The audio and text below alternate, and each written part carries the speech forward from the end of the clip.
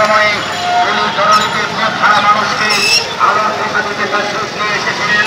বিশ্ব মানবতার মহান মুক্তির দূত মুহাম্মদ রাসূলুল্লাহ সাল্লাল্লাহু আলাইহি ওয়াসাল্লাম নবীর আগমনে এ দুনিয়া থেকে পাপাচার অনাচার ব্যভিচার হয়েছিল ভূমিগত।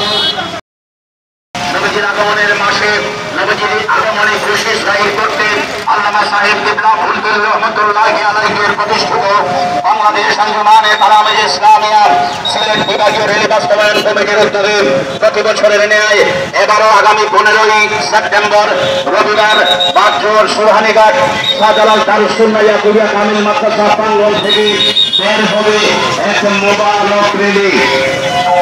আশিকানে রাসূল ছাত্র জনতা, আপনারা আগামী 15 সেপ্টেম্বর রবিবারের র্যালিতে যোগদান করে র্যালিকে সাফল্যমণ্ডিত করে তুলুন। তার সাথে সাথে বজ্রকণ্ঠে আওয়াজ তুলুন।